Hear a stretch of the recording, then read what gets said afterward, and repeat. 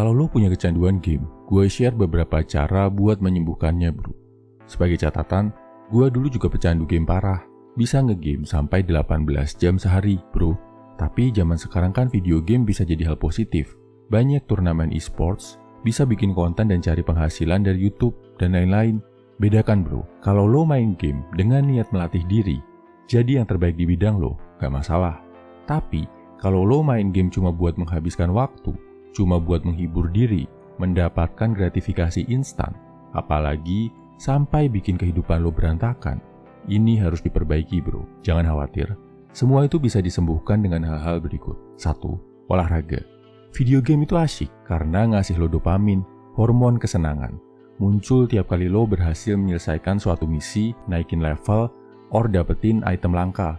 Nah, dopamin dalam jumlah yang lebih besar bisa didapatkan dari olahraga bro.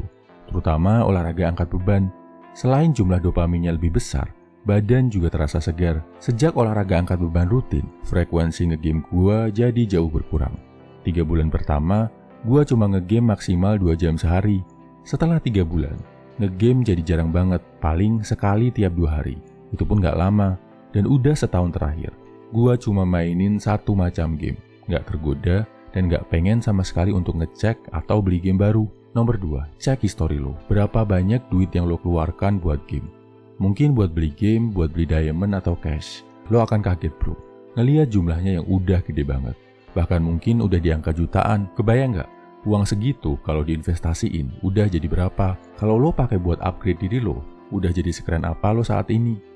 Nomor 3, cek lagi.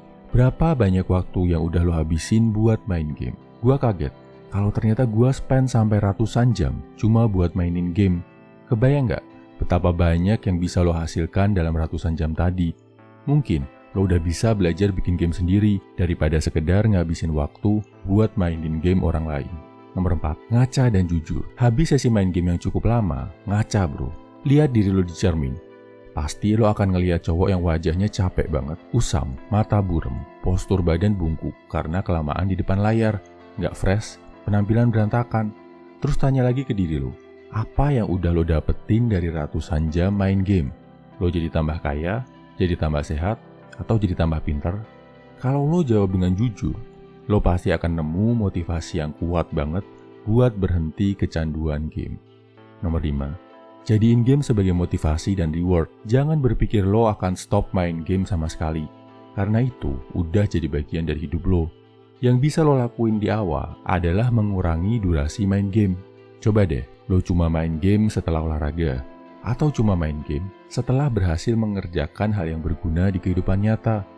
Jadiin video game sebagai hadiah manis atas kerja keras lo, bukan jadi zat memabukkan yang bikin lo terjerumus. Kesimpulannya, berikut 5 cara menghentikan kecanduan video game. 1. Olahraga. 2. Cek history. Berapa banyak duit yang lo keluarkan buat game? 3. Cek lagi. Berapa banyak waktu yang udah lo habisin buat main game? 4. Ngaca. Jujur. Lihat penampilan lo di cermin setelah ngegame lama.